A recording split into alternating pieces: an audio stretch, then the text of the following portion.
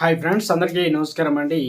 తెలంగాణ రాష్ట్రంలో ఉన్నటువంటి ఆసరా చేయుత పెన్షన్లకు సంబంధించి ప్రభుత్వం నుంచి ఇప్పుడిప్పుడే ఒక ఊహించని విధంగా రెండు శుభార్తలు, ఒక షాకింగ్ న్యూస్ అయితే రావడం జరిగిందండి.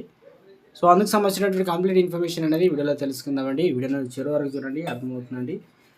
ప్రతిసారి కూడా ప్రభుత్వం కొన్ని గుడ్ న్యూస్ అయితే చెప్తుంది కదా.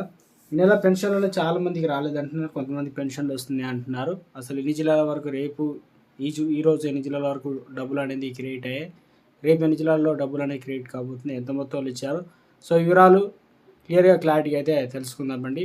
వీడియో చివరి వరకు చూడండి, అర్థమవుతుందండి. మరోసారి నా ఛానల్ వస్తే తప్పకుండా సబ్స్క్రైబ్ చేసుకొని bell button all notification activate చేసుకోండి.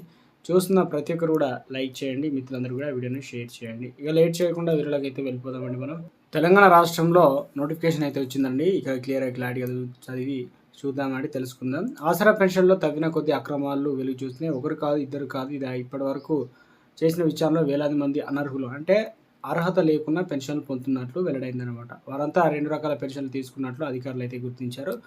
ఇక దాంతో వారందరికీ పెన్షన్లు తెలిపివేశారు. రిటైర్ ఉద్యోగులు చేయుత పెన్షన్లు వివరాలను మ్యాచ్ చేస్తూ వెరిఫై కూడా చేయగా అసలు కథ వెలుగులోకి వచ్చింది. దాదాపు 5,000కు పైగా అనర్హులు అయితే తేలినట్టు తెలుస్తుంది. ఓవైపు ₹1,000 ఫ్యామిలీకి పెన్షన్ పొందుతున్నాయి, చేయుత పెన్షన్ తీసుకున్నట్టు కూడా గుర్తించారనమాట. వారికి ఇక పెన్షన్ ఇచ్చడంతో పాటు గతంలో తీసుకున్న మొత్తాన్ని రికవరీ చేయాలని నిర్ణయించారు. కానీ దానికి రాజకీయ రంగు పుల్లుకోవడంతో గతంలో తీసుకున్న మొత్తాన్ని వెనక్కి తీసుకోవాలనే నిర్ణయాన్ని తాత్కాలికంగా వాయిదా వేశారు. ఇక సెర్ఫ్ ఉద్యోగులకు చేయుత పెన్షన్లు సెర్ఫ్ ఉద్యోగులు సైతం పొందుతున్నారని ఫిర్యాదులు అయితే వచ్చాయి. దాంతో వారందరి వివరాలు అధికారులు పెన్షన్ డేటాతో మ్యాచ్ చేసి చూశారు. సెర్ఫ్ ఉద్యోగులు 316 మంది వరకు చేయుత పెన్షన్లు పొందుతున్నట్లు గుర్తించారనమాట.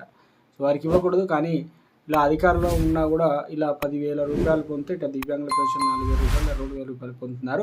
రాష్ట్ర వ్యాప్తంగా చేయుత పెన్షన్ల ద్వారా 45 లక్షల మంది లబ్ధి పొందుతున్నారు. ఇందులో 5 లక్షల మంది దివ్యాంగులు ఉన్నారు. గత అసెంబ్లీ ఎన్నికల ముందు ఇచ్చిన పెన్షన్లు ఎక్కువగా అనర్హులకే ఉన్నట్లు కూడా తీవ్రస్థాయిలో ఆరోపణలు రావడంతో అప్పటి సోషల్ మీడియా వార్తా చక్కర్ కూడా కొట్టాయన్నమాట. సో మొత్తం మీద అయితే పెన్షన్లు అనేది వెరిఫికేషన్ అయితే స్టార్ట్ కాబోతున్నట్లు ఇప్పుడు తెవ్వే కొద్దీ చాలామంది అనర్హులుగా ఉన్నట్లయితే తెలుస్తుంది అనమాట. మొత్తం మీద పెన్షన్లకు సంబంధించి చూసుకున్నట్లయితే ఈ నెల 28 అంటే ఈ రోజు నుంచి అయితే పెన్షన్లు అయితే అందిస్తున్నారండి. దాదాపు ఒక 4 నుంచి 5 జిల్లాలకు సంబంధించి. అది ఎలా అంటే జనగాము, వరంగల్, హైదరాబాద్, నల్గొండ జిల్లాలకు సంబంధించి కొన్ని జిల్లాలకు ముందే ఇస్తున్నారు, కొన్ని జిల్లాలకు లేట్ అవుతుందన్నారు. ప్రతి నెల కూడా ప్రభుత్వం అన్ని జిల్లాలకు అయితే ముందుగా ఇవ్వడం లేదు కాబట్టి, సో మనకైతే సమాచారం మేరకు పక్కగా ఈరోజు అయితే కొన్ని జిల్లాలకు పెన్షన్లు అయితే అందిస్తున్నారండి. నేను చెప్పిన జిల్లా ఒకవేళ లేకపోవచ్చు, కానీ పెన్షన్లు ఇచ్చే అవకాశాలు కూడా, ఎందుకంటే వీడియో చేసే టైంలో మీరు పెన్షన్ ఆల్రెడీ తీసుకునే ఉంటారు. కొంతమంది తీసుకునే వారు తప్పనిసరిగా ప్రభుత్వం రేపు ఎల్లుండి పెన్షన్ డబ్బులు అనేది నిధులు అప్డేట్ చేసిన వెంటనే మీ ఖాతాలో అయితే జమ అవుతాయి. కానీ పెన్షన్ వస్తుందా లేదా అనేది తప్పనిసరిగా పెన్షన్ మాత్రం అయితే వస్తుందండి. మీకు పెన్షన్ అనేది తీసుకున్నారా లేదా కామెంట్ సెక్షన్లో కామెంట్ చేయండి. దాంతోపాటు పెన్షన్లు అనేది ప్రభుత్వం విడుదల చేసింది కాబట్టి మీరు ప్రతి నెల ఏ రకంగా తీసుకున్నారు, పోస్ట్ మ్యాన్లో తీసుకుంటారు, కొంతమంది బ్యాంకు కూడా తీసుకుంటారు, కొంతమంది మాన్యువల్గా తీసుకుంటారు. కాబట్టి ఆఫీస్కి దగ్గరికి వెళ్ళైనా తెలుసుకోండి, లేదంటే అధికారికి ఫోన్ చేసినా తెలుసుకోండి. పోస్ట్ ఆఫీసు వారు పైసలు తీసుకొని వస్తేనే ఏ టైంకి వస్తున్నారో తెలుసుకుంటేనే మన పెన్షన్ అయితే అంతాయి కాబట్టి. సో మొత్తం మీద పెన్షన్లకు సంబంధించినటువంటి డబ్బుల విషయంలో చూసుకున్నట్లయితే ₹2,016, అదేవిధంగా ₹4,016 అయితే అందిస్తున్నారు. ఈ నెల పెన్షన్ బ్యాడ్ న్యూస్ ఏంటంటే కొత్త పెన్షన్లో ముచ్చట అనేది ఏం చెప్పలేదు. ఇక పాత పెన్షన్లు కూడా ఏమి ఇవ్వలేదు కాబట్టి ఈ నెలకు సంబంధించిన పెన్షన్లు కొన్ని తొలగించబోతున్నారు. వెరిఫికేషన్ చేసిన వెంటనే వాటిని అసలు కథ, కొంతమంది ఆధార్ కార్డు డబుల్ పెన్షన్ పొందుతున్నవారు, ఫేక్ సర్టిఫికేట్ పెట్టిన వారు పెన్షన్లు కూడా కట్ చేస్తున్నారు.